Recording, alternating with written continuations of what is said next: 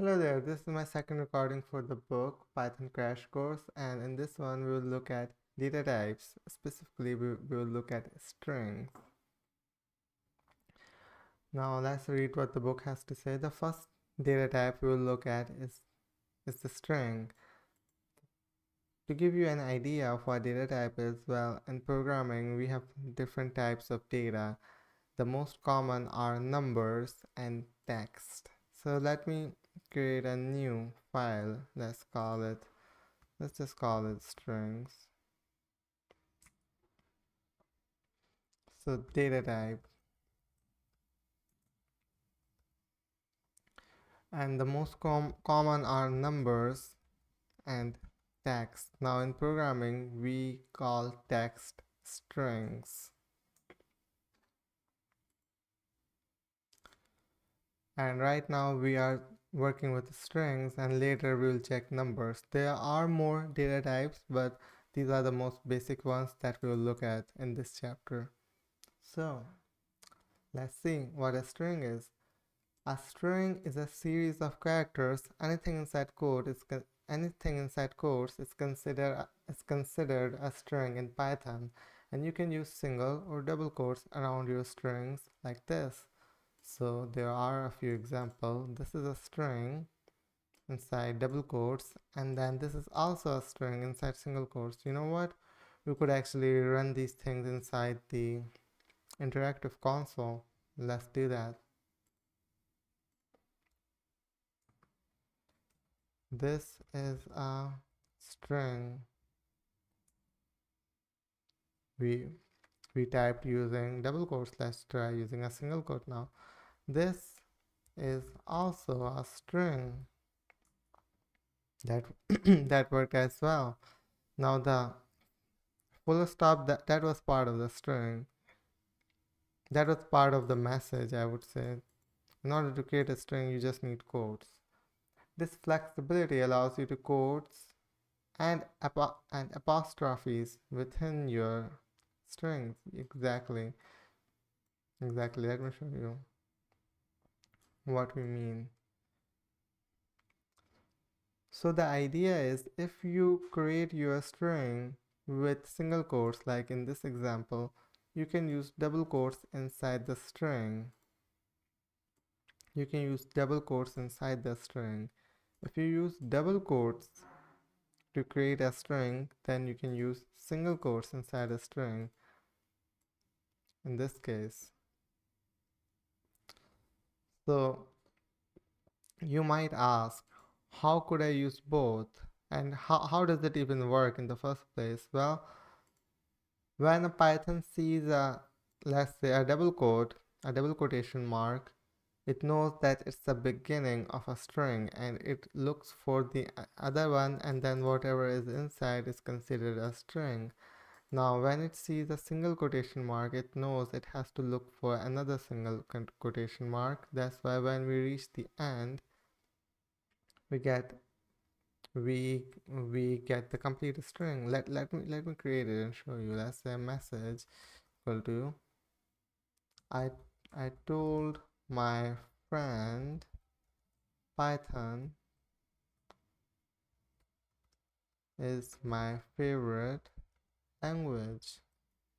Now we can print message, and let's go to our terminal and Python strings.py and run it. I told my friend Python is my favorite language. You see now that double quotes are part of the string. You might say, I wanted to use single quotes inside the string.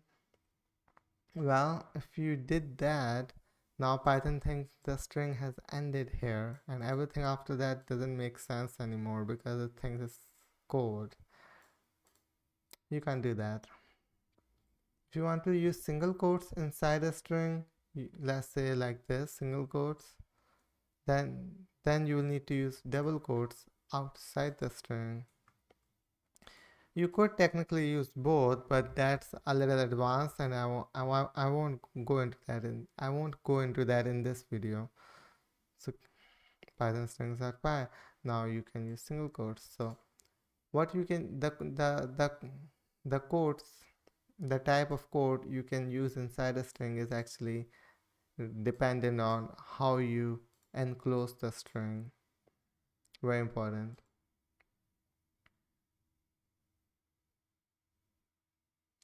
Let's explore some of the ways you can use strings.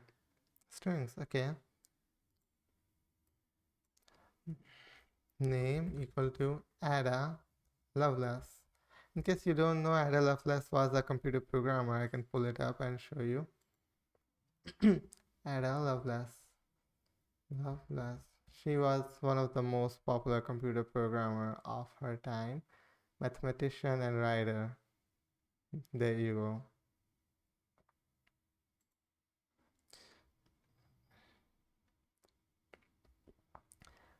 One of the simplest tasks you can do with string is change the case of the words in a string. Now this will be your first introduction to something we call methods. When you type name and you do a dot, you will see a ton of recommendations or autocompletes, you can say, that you can use here. Now what we call them is methods. So title is a method. For example, now what these methods do, they change our string. For example, name.title actually converts our name into title case. Let me show you. Python strings.py, and it converted our name to title case. It made the A uppercase and L uppercase. I can print it without any methods, and we can see the difference between our original string and the converted string. Name is Ada Lovelace, and name.title is Ada is converted into title case. I could print the name again to show you the name didn't change. It doesn't change. The methods don't change the name. In the case of strings, they don't change the name. They give a new version of the name. I can print it. I can run it again. Python strings.py, and you can see the name remained unchanged, but we got it in title case when we typed name.title.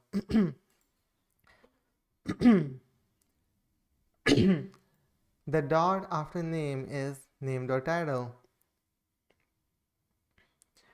Then tells Python to make the title method act on the variable name. Every method is followed by a set of parentheses exactly. A method will have a set of parentheses.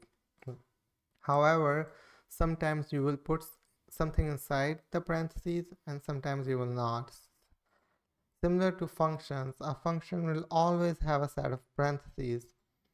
Now, print function, you can either put it empty or you can put something inside it. When we put it empty, we actually see an empty line. I can show you. Let's put print here, and you will see an empty line. When you don't put inside anything inside print, it gives us an empty line. However, if you want to, we can display any text by putting inside the parentheses of print. But there are some methods that don't require anything, but parentheses are mandatory. That's part of Python. In order to use a method, you will need to use parentheses. If we omit parentheses, you will see a very different result. Let me show you. We got this line. Built-in method title for str object at and this memory address. We don't want that. Several other useful methods are available for dealing with case as well. So now we are changing Ada Lovelace to title case, so we can see the difference between upper and lower. So let's remove that. Ada Lovelace. Now we can do print name dot upper. It will change all letters to uppercase, and name dot lower. It will change all letters to lowercase. Python strings.py. Ada Lovelace. in all caps and in all lowercase. The lower method is particularly useful for storing data. You typically won't want to trust the capitalization that your users provide, so you will convert strings to lowercase before storing them. Very useful idea. Let's say if your user types an email, they might say ABC DEF, okay, abcdef@gmail.com. You wouldn't want that. You would convert that to abcdef@gmail.com, for example. Or they might make the .com uppercase. So .lower is extremely useful because people type in all sorts of ways, and we can, to make everything consistent, we can make the data lowercase.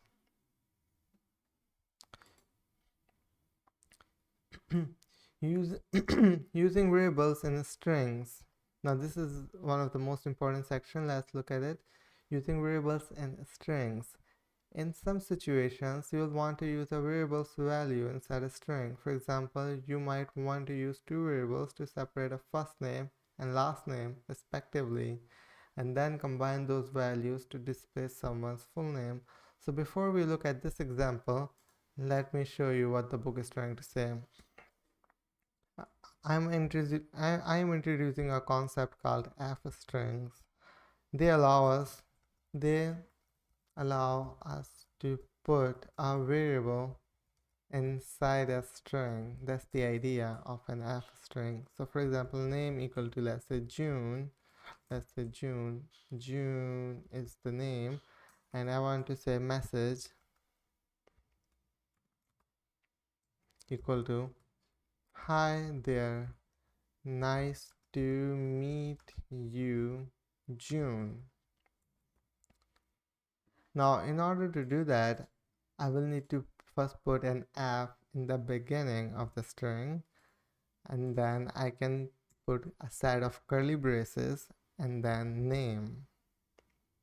Now, whatever is inside my name will be displayed in the message. Let me show you.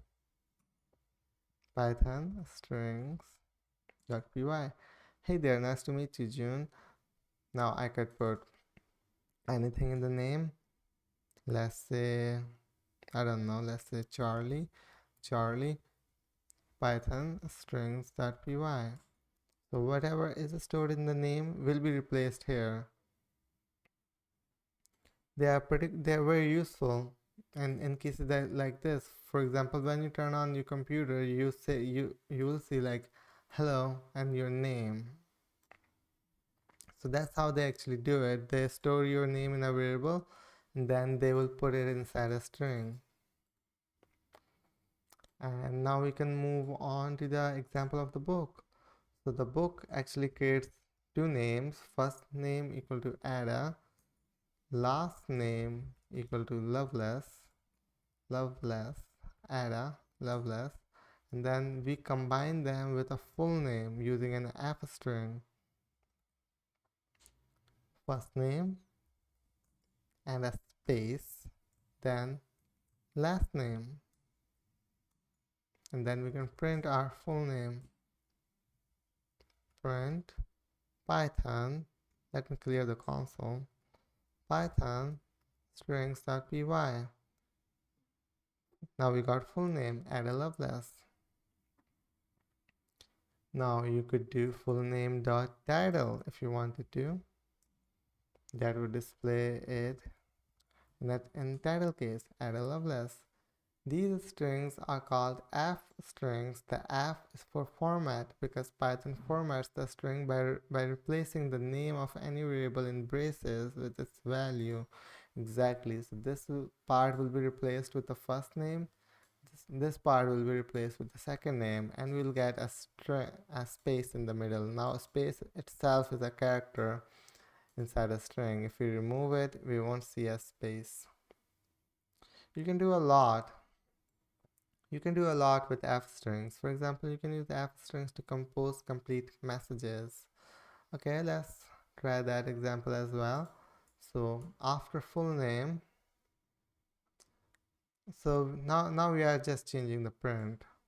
So in the print, now we are using an f string. Hello, and then full name dot title. Now we can run the code again. Python strings.py. Hello, Ada Lovelace. You can also use f strings to compose a message and then assign the entire message to a variable. Okay, so instead of printing it, we can save the new f string inside a new message equal to hello hello hello full name dot title, and then we can print the message. That would work as well.